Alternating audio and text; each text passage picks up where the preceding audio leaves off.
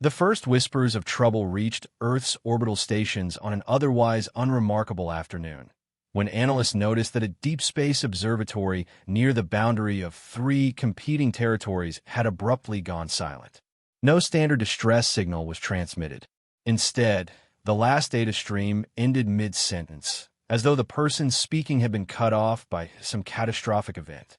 The station's few security drones tried to lock onto a target, but the readings showed only overlapping distortions, no definitive sign of which power might be behind it. The Galactic Federation, a loose organization of starfaring species that claimed to maintain peace among its members, offered to send investigators. Yet their response came laced with a familiar dose of performative diplomacy. They recommended patience and calm while they organized a subcommittee to look into the matter. Humanity did not share their comfort with patient bureaucracy, even though it had only been a few decades since they joined the wider interstellar community. Humans knew from their own history, born under the perpetual shadow of mutual nuclear annihilation, that waiting too long to act often led to the worst possible outcomes. Still, when representatives from Earth approached the Federation Council with news of the destroyed station, they encountered the usual chorus of voices, some mocking, some indifferent, a handful offering mild sympathy. Earth's ambassador pressed politely for a swift inquiry, but the Federation's leadership assured them that proper procedure must be followed. They advised that if humanity wanted to maintain credibility, they should restrain themselves from overblown accusations. Despite these dismissive remarks, Earth's authorities decided to take the high road. They organized a small team of scientists, diplomats, and security specialists to travel to the frontier. This new outpost was intended to be a neutral listening post, established precisely to avoid any confusion about humanity's intentions in that contested region. Still, there was no denying that tensions were high. The region was claimed by three powers, only one of which, the Terrian sovereignty, was on relatively cordial terms with humanity. The other two, most notably a species called the Thralks, had always displayed thinly veiled contempt for the newcomers. The Thralks thrived on territorial aggression. Rumors circulated that they tested biological weapons on living captives. People whispered that the Thralks occasionally abducted unsuspecting travelers who ventured too close to their border worlds and treated them as living specimens. Most of the Federation's major species dismissed these rumors as exaggerations, pointing to the Thralks' official membership in the Federation. They insisted that the Thralks were simply misunderstood, that a proud and physically imposing culture often appeared harsh to outsiders. Perhaps it was so, but not a single human who had witnessed the Thralks up close could shake the sense that beneath that membership certificate in the Federation lay a primal hunger for conquest. It was no wonder, then, that suspicion fell on the Thralks when the outpost went silent. Even so, Earth's leadership resisted the clamor of its more hawkish voices, who demanded swift retaliation. The official stance was to await findings from an investigative committee. But in a gesture of goodwill, Earth still launched the diplomatic mission designated the Olive Delegation. The vessel carrying these diplomats departed Earth's orbit and made for Thralks-controlled space, carrying messages of cooperation, offers of scientific exchange, and the stated goal of clarifying if the outpost destruction had been an accident or a misunderstanding. Hopes among the peace-inclined factions of humanity were high, bolstered by the calm confidence of Governor Sandoval, who had long championed a more measured approach to interstellar relations. She reminded everyone that not so long ago, humans themselves had nearly wiped out their own civilization during the nuclear age. Only through collective effort and treaties did they avoid that fate. Surely an enlightened galaxy, she argued, deserved the same diligence. Admiral Avery, an older, grizzled figure who had spent the last decade in research and strategic planning, bowed to the governor's leadership, but made no secret of his skepticism. He had studied the Thralks extensively, learning everything from their physiology to their cryptic cultural norms. He seldom gave any interviews, but those within Earth's strategic command whispered that his warnings regarding the Thralks had grown sharper in recent months. At first, the Olive Delegation sent back pleasant, if somewhat perfunctory, updates. The Thrale's border patrols hailed them curtly, then escorted them deeper into the region.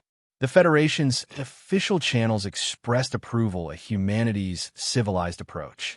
But then, after a brief final transmission about nearing a rendezvous point, the olive delegation's signals ceased.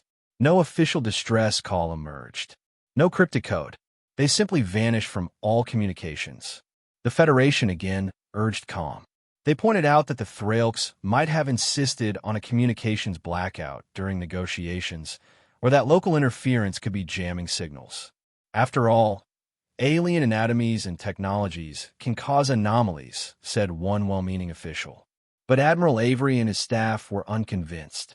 Dispatches from Earth to the Thralks' homeworld requesting clarification went unanswered. Not even a formal message of, "We have them. Everything is fine," was returned. 9 days later, an unregistered shuttle appeared at the edge of Earth's solar system. Automated approach signals indicated it was from the Olive Delegation's vessel. The Watchers in Earth's defense network welcomed it with cautious optimism, hoping for survivors. But the truth was far grimmer. The shuttle interior contained carefully arranged remains of the entire diplomatic party, systematically dissected, each organ sealed in containers lined up with almost clinical precision. A single metal plaque was placed atop the box that once held the heart of the delegation leader. Its inscription read, "Insufficient variety. Send more." The style and script matched the Thralks' language patterns, though the message was in perfect English. The images and videos that followed, taken by the soldiers who boarded the shuttle and discovered the remains, spread like wildfire across Earth's networks. Rage and grief erupted in equal measure. People demanded action. Polls showed near-unanimous support for an immediate retaliatory strike on the Thralks. Even Governor Sandoval could not maintain her previous optimism. She addressed the world in a grave broadcast, acknowledging that an unimaginable crime had been committed against peaceful envoys, and that Earth would need to consider every measure to hold those responsible to account. When the Galactic Federation convened, they did so under tremendous pressure from Earth's ambassadors. The Federation publicly deplored the atrocity, calling it a violation of every standard protocol of civilized engagement. Yet in the same statement, they couched their words with references to possible cultural misunderstandings and the complexity of Thralks' customs. Over the next several days, a swirl of official condemnation, proposed committees, and deflections circulated through the Federation's chambers. None of it satisfied Earth citizens, who perceive an utter lack of moral clarity in the Federation's meandering response. Meanwhile, Earth's official posture changed overnight. Civilian transports were recalled. Commercial shipping routes near Thralk space were closed. Exchange programs with any Federation members who had alliances with the Thralks were suspended. The entire planet went eerily silent on the diplomatic front. And somewhere beneath the Rocky Mountains, where centuries ago nuclear weapons once lay in wait, activity began again. Old bunkers that had been converted into historical museums or decommissioned facilities suddenly switched statuses to top secret. Personnel with advanced security clearances were summoned. Laboratories that had once studied terraforming technology pivoted to developing advanced weaponry. Quantum computing experts quietly resigned from their private research posts, reappearing in hidden black projects, their new mission unknown to the public. Over the next several weeks, a subtle but profound transformation took place across Earth's colonies, space stations, and research sites. Under the direction of the newly formed Emergency Strategic Council, a leadership body that combined civilian and military authority, an enormous collaboration emerged. It united astrophysicists, engineers, cryptographers, and even cultural scholars well-versed in alien psychologies. On the surface, the Federation saw humanity as a civilization preparing a robust defense. They noted with mild concern that the humans were recalling ships and halting typical trade, but assumed it was a reaction driven by panic. Federation intelligence specialists commented smugly that humans, with their limited starships, would never dare a full-scale war against the Thralks, who boasted one of the largest militarized fleets. The Federation's conventional wisdom held that Earth would posture, maybe strike a symbolic blow, then come crying to the negotiation table. That logic, as it turned out, grossly underestimated both humanity's capacity for innovation under existential threat and the psychological scars left by centuries of flirting with nuclear self-destruction. A species that had once pointed thousands of warheads at itself knew how terrifying a cornered adversary could be. A species that had learned how to defuse its own doomsday devices also knew exactly how to reawaken those sleeping giants and how to shape them into new forms that the galaxy had never seen. Admiral Avery oversaw the entire project from an old command center buried so deep underground that only a handful of living humans even knew it still functioned. He rarely gave public statements, leaving that task to Governor Sandoval, who spoke carefully about our pursuit of justice for our murdered diplomats. Unofficially, Avery and his staff forged alliances with smaller or marginalized species that the Federation proper tended to ignore. The Rilo were a race reliant on specialized suits to remain in contact with solid matter, capable of phasing through certain types of physical obstacles. The Zealer, small-bodied but cunning engineers from a high-gravity world, excelled at miniaturizing extremely volatile technologies. Even the Cars, aquatic beings dismissed by the Federation for their primitive fluid-based engineering, were courted by humanity in secret. The puzzle pieces came together slowly, methodically, as Avery's teams tested prototypes of what the old nuclear stockpiles could become when merged with foreign scientific breakthroughs. The public face of Earth remained sullen but apparently passive, abiding by the Federation's official inquiry. A handful of Federation members raised their eyebrows at humanity's conspicuous withdrawal from normal activities but did not press too deeply. Meanwhile, in Threlk space, the Threlks themselves broadcast their mocking claims of innocence. They admitted to containing the Olive delegation, but insisted the delegates had died due to medical complications. They denied wrongdoing, all while streaming propaganda about unsuitable species lacking the fortitude to survive honest experimentation. Their networks glorified the incident as proof that humanity was intellectually inferior, hardly worthy of Federation membership. If some Federation species felt uneasy about these statements, they voiced it only in private. The Threlks, after all, possessed a powerful fleet, and the Federation was fundamentally structured around maintaining a semblance of equilibrium rather than moral leadership. But Earth kept silent, even as anger simmered, turning from raw outrage into the cold, focused fury that emerges when a people have decided that only direct action remains. News reports on Earth offered limited glimpses. Military recruitment had surged tenfold. Entire universities shifted their top scholars into classified programs, and certain advanced industry corporations announced abrupt restructuring, presumably to pivot toward large-scale defense projects. Over time, more details leaked. Workers in orbital shipyards reported extraordinary night shifts. Anonymous sources mentioned that newly constructed warships looked unlike anything seen before, ships that no longer conformed to the recognized silhouette of conventional Federation designs. At last, Earth issued a single abrupt declaration, transmitted on every open channel. Humanity advised all non-essential traffic to avoid a specific set of coordinates in a direct line between Earth and the Threlks' central shipyard. The message was crisp, to the point, and entirely out of character for the once hospitable planet. When asked to elaborate, Earth's official stance was that they could no longer guarantee safety for civilian vessels in that corridor. Federation members scrambled to parse the meaning. Many saw it as the initial sign of an unwise, desperate attempt to strike at Threlk's territory. Others dismissed the line of attack as an obvious feint. If it were truly a plan, how foolish would humanity have to be to announce it in advance? The Threlks responded with predatory glee. Their high commander planned a dramatic unveiling of the largest portion of their fleet, arrayed in a formation known as the Obsidian Crescent, an arrangement that had broken countless challengers over centuries. 50 capital ships, bristling with advanced kinetic and energy weapons, formed the forward arc. Behind them, another 50 stood ready to reinforce any gap. Their admirals had studied Earth's technology and found it lacking in many respects. After all, from the Thrale's perspective, this was a species that still used fusion drives in some older models, that had only recently discovered how to create stable wormhole gateways.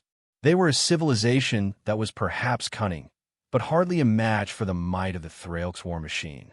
But as the first wave of human ships appeared on sensors, something seemed off. Instead of forming a cohesive fleet, these smaller vessels broke apart into unusual patterns, seemingly at random. Some accelerated toward the Thrale's line, then swerved away at the last second. Others vanished from sensor range momentarily, reappearing at unexpected coordinates. The Thrale's commander, certain this was merely a sign of panic or incompetent tactics, ordered his forces to hold formation and wait until the humans came within range. Yet for several minutes, the human vessels danced unpredictably, refusing to engage in a classic frontal confrontation. Then, a single human probe materialized behind the obsidian crescent. Thrale's scanners detected it instantly, but before they could react, the probe released a burst of energy that caused a wave-like distortion in space-time. A ripple swept across the nearest warships, extinguishing their shields, nullifying their propulsion, and shutting down even their internal power grids. As the stricken ships went dark, the Thrale's scrambled to make sense of it. Even standard communications jammed. Many crews found themselves stuck in compartments without functioning air circulation or door controls. Then came more probes, each creating the same effect over different sectors of the formation. In less than 5 minutes, half of the vaunted obsidian crescent was adrift. Hundreds of thousands of Thrale's warriors effectively trapped in powerless vessels. Amid the chaos, a calm voice emerged on an open frequency, that of Admiral Avery. His message began with a calm, almost courteous acknowledgement of the impressive array that had been meant to intimidate. He expressed regret that the Thrale's had chosen to reject diplomatic norms and commit atrocities against peaceful envoys. Then he offered an explanation for the phenomenon currently disabling their ships, a quantum nullification field adapted from technologies that were once dedicated to building better worlds, but which have found a new purpose in ending the threat posed by those who have no regard for the sanctity of life. Even as Avery spoke, automated drones of a design no Federation member had witnessed closed in on disabled Thrale's ships. Some carried warheads that Earth scientists had constructed by combining old nuclear principles with Divergar antimatter containment. Others projected a second wave of targeted pulses that crippled any residual pockets of Thrale's resistance. Where possible, the drones avoided heavily populated civilian sections of the Thrale's ships, but command centers, weapon arrays, and main reactors were systematically destroyed. For the Thrale's, it was a humiliating reversal of the power dynamic they had expected. They were, for the first time in centuries, hopelessly outclassed by an enemy's superior technology. Meanwhile, in the Federation's observation chambers, representatives from dozens of species watched live sensor feeds in stunned disbelief. They had never truly credited the rumors that humanity had forged covert alliances with lesser-known races. Yet the evidence was undeniable. Each aspect of this assault bore the signature of an advanced synergy: Nile harmonic resonance forming the nullification waves, Rilo phase technology enabling stealth infiltration, Kars plasma illusions camouflaging ships, and the lethal antimatter warheads refined with Divergar techniques.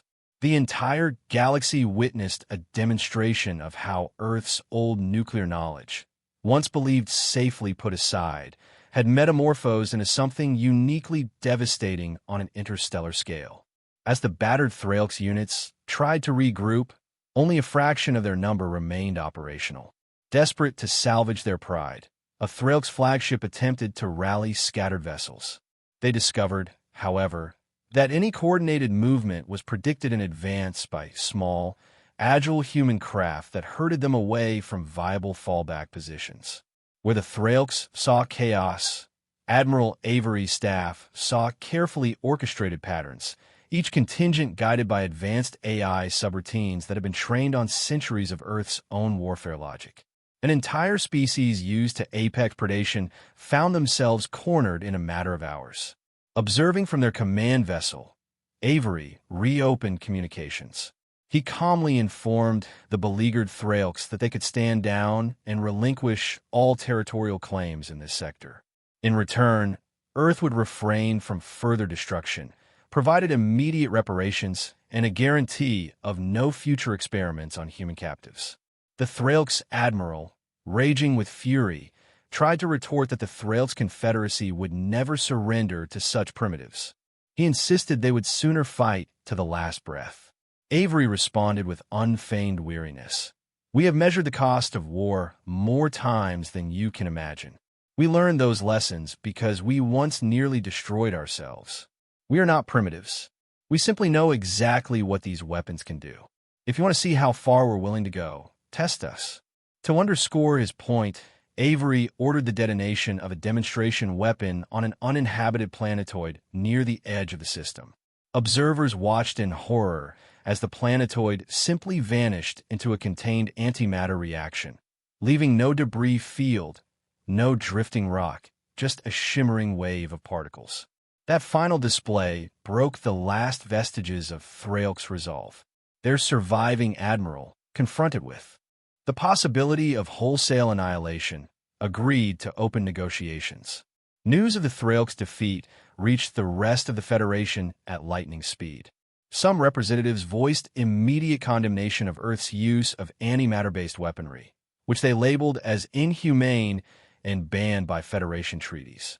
Others, however, pointed out that the Thralks had committed a brutal slaughter against unarmed envoys, openly defied every diplomatic rule, and shown no remorse. The Federation recognized that Earth's intervention was unstoppable and that to push for sanctions against humanity might provoke an even broader conflict. The moral lines, so often blurred in the Federation's politicking, seemed shockingly bright for once. Earth had responded to an atrocity by demonstrating that while they still believed in restraint, they would not hesitate to wield unspeakable power if pushed. In the aftermath, the battered Thralks' forces withdrew from the contested frontier, relinquishing all claims, at least for the time being. Their high commanders faced internal strife, as factions argued over how they could have so badly miscalculated. A surrender message was broadcast throughout Thralk space, instructing local units to cease all aggressive actions against humanity and to prepare for immediate inspections by Earth and allied Federation teams. This was a historical humiliation for the Thralks, whose culture prized dominance. Yet the revelation that they had awakened something far more dangerous, something forged by centuries of nuclear brinkmanship, shook them to their core. The Federation held an emergency session to deliberate Earth's new status. Though the official meeting attempted to preserve diplomatic decorum, a tense undercurrent coursed through every speaker.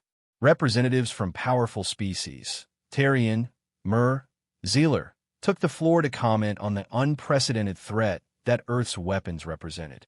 Others, including smaller species, praised humanity for defending universal standards of decency when the Federation itself had failed to enforce them.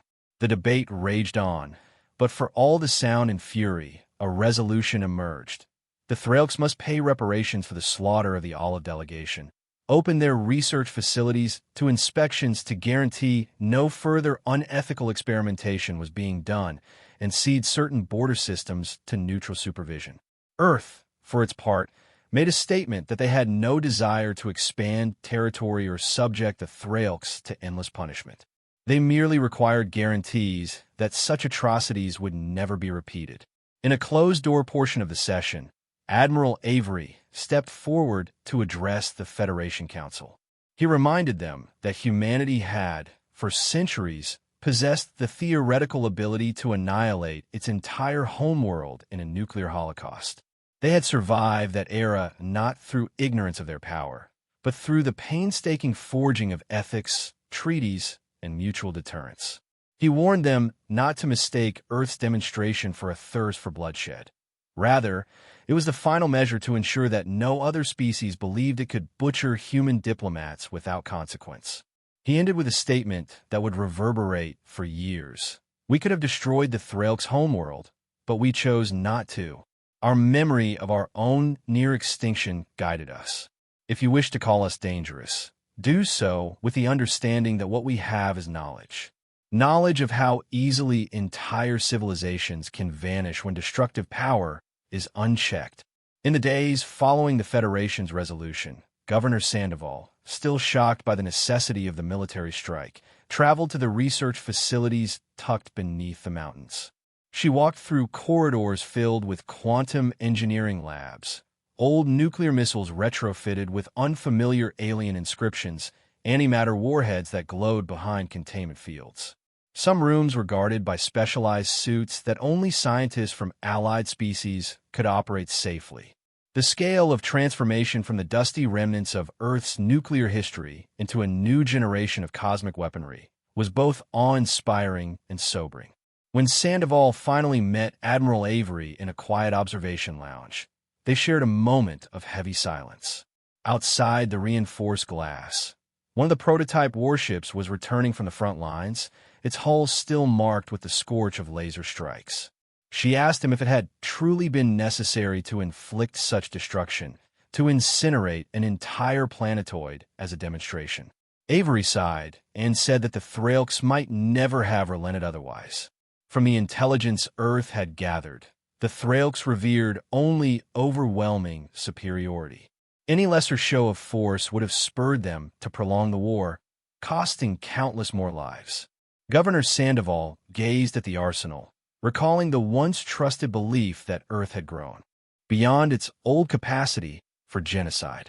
We once promised ourselves never again to brandish doomsday weapons, she murmured. Avery replied quietly that it was a promise that survived precisely because humanity learned how terrible those weapons were.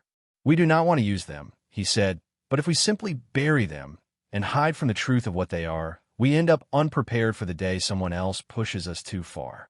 In a solemn ceremony a week later, Earth hosted a memorial for the murdered diplomats of the Olive Delegation. At the newly erected monument, there was a simple inscription: "They brought an olive branch." The galaxy did not accept it. Now the galaxy will remember that those who invented nuclear weapons learned their lessons well. Families of the victims gathered, along with survivors of earlier Threlk skirmishes, to mourn their losses. The final words of the ceremony reverberated across the crowd, capturing Earth's collective sense of grief and resolve. It was never our ambition to become the nightmare of the stars, but we will not flinch if forced. In the Federation's upper echelons, species that had previously ignored or belittled humanity began reassessing their diplomatic ties. The Terrian sovereignty, long recognized for its formidable fleets, quietly sought a technology-sharing arrangement with Earth. The Zealer, a founding member of the Federation, initiated formal negotiations with Earth to ensure mutual support. Even the Mgan, known for their passive neutrality, expressed a cautious interest in establishing an embassy on Earth, perhaps to keep a closer watch on these humans whose moral lines were so perplexing. There was an unspoken acknowledgement that the galaxy had changed. The humans, once scorned as barely spacefaring novices, had proven they could harness synergy between their own primal knowledge of atomic annihilation and the advanced scientific gifts gleaned from overlooked allies. Some federal counselors feared that this signaled the dawn of a more militarized era. Yet over time, it became clear that humanity was not launching a campaign of conquest. They returned to a wary vigilance, refusing to cede the new buffer zone near Threlk's territory, but also refraining from further aggression. A modest contingent of Earth ships patrolled the region to ensure that no renewed Threlk's hostility threatened the area. The monstrous warships Earth had built, so lethal in the conflict, were mothballed in concealed docks or assigned skeleton crews in hidden locations. With the Threlks effectively humbled, humanity's appetite for war seemed to fade as quickly as it had appeared. Weeks turned into months. The Federation's subcommittees, belatedly formed to investigate the outpost attack and the atrocities against the Olive delegation, published an official condemnation of the Thralks. They laid out a meandering set of guidelines for how to handle such disputes in the future. Earth's ambassador accepted these findings with polite disinterest. The real trial had already happened in the vacuum of space. The Federation's labyrinth of diplomatic niceties could offer no justice for dissected human corpses. Only the unstoppable demonstration of Earth's fury had forced the Thralks to yield. An unspoken, but widely felt, sense of tension permeated future Federation gatherings. Whenever a human representative rose to speak, the entire chamber listened more carefully. References to ancient nuclear wars became a cautionary tale repeated in council halls. Old jokes about humans being naive newcomers vanished overnight. Even species known for their formidable militaries never again treated Earth's forces as a trivial threat. Occasionally, a comedic orders club among the Mer might dare to joke that humans invented bombs so potent they threatened themselves first. But now that jest carried an edge of respect. Everyone knew what it implied. The only reason humanity still existed was because they had learned restraint from the brink of their own self-ruin. Back on Earth, Admiral Avery grew weary of strategic command. After ensuring that the weapons systems were properly sealed away and that the allied species who had contributed technology received their promised returns, he petitioned to retire. Governor Sandoval, recognizing that the new era of cautious stability might indeed last a while, supported his request. Some nights, she would still be haunted by the images of the planetoid's annihilation, wondering how close Earth had come to repeating the darkest chapters of its own past. One quiet evening, she visited the mountain facility to witness the final disarmament procedure for one of the advanced antimatter warheads. The lights flickered softly on rows of containment chambers. Technicians in specialized suits locked away the device, sealing it behind layers of quantum shielding. After they left, the corridor was silent, echoing with the ghosts of an older time when nuclear stockpiles threatened Earth itself. She thought of the delegation members who had died, of how their legacy might be overshadowed by the cataclysmic retaliation that followed. But then she remembered the plaque at their memorial. They brought an olive branch. The galaxy did not accept it. She repeated that line, letting the final portion resonate in her mind. Now the galaxy will remember. If there was a lesson she took from it all, it was that the scales of war and peace were still precariously balanced, even in a galaxy teeming with advanced species. So long as any civilization existed that believed cruelty to be strength, or that weaker neighbors could be consumed without consequence, the potential for cataclysm would remain. Yet if humanity had proven anything, it was that knowledge of one's own capacity for destruction could become the ultimate safeguard, so long as it was wielded by those who understood its gravity. A few months later, a new Federation policy circulated mandating better oversight of scientific research into living species. Under this regulation, the Thralks would be forced to allow Federation observers in their laboratories. Already, there were rumors of the Thralks dismantling entire wings of their research facilities, concerned that the next discovery might provoke a second wave of human wrath. The memory of the nullification fields and the antimatter bombs remained fresh in their collective psyche. Among humans, life gradually moved forward. The shock and anger over the murdered delegates lingered, but so did a sense of pride that they had refused to become victims, that they had shown a cruel galaxy the price of transgressing their fundamental code. In one of the last interviews Admiral Avery gave before stepping away for public life, he said, "We would have much preferred that the name Olive Delegation became known for forging a bridge of understanding. Instead, it became a rallying cry. They deserved a better fate, but at least the galaxy now comprehends that we will never allow such an atrocity to go unanswered." During that interview, a reporter asked him whether humans might ever truly lay down these terrible weapons. Avery hesitated. "We learn from our nuclear age that power like this can't simply be undone. Our best approach is to make sure it remains in the hands of those who respect the line between necessity and oblivion. We invented doomsday devices before we even unified our planet. That means we have a duty, like it or not, to carry the legacy of that knowledge. We can't pretend it doesn't exist. We can only choose how it's used. The reporter followed up, then the rest of the galaxy should walk on eggshells? Avery offered a faint, humorless smile. Only if they believe us savage enough to strike without reason. We didn't exterminate the Thralks. If anything, we were kinder than they deserved. But if the question is, will we protect our people from future butchery? Then yes, they should understand there's a line that cannot be crossed. We've seen the face of annihilation once, almost turned it upon ourselves. Perhaps that's given us a perspective none of them have. Over time, stories spread among the minor species in Federation territories. Accounts of how Earth, once small and unassuming, had found a way to combine bits of technology from overlooked corners of the galaxy and harness them under the umbrella of centuries-old nuclear expertise. That synergy became an infamous cautionary tale. Some labeled humanity the sleeping giant, others the reluctant apocalypse. In certain corners, more conspiracy-minded individuals whispered that humans maintained an entire hidden fleet with thousands of quantum warheads ready to be unleashed. While the actual number of warheads was probably far smaller, the rumors themselves served as a deterrent. In any case, no further attempts at dissecting human envoys were ever reported. And so, after these events, peace settled over the region once embroiled in border conflicts. The Thralks withdrew.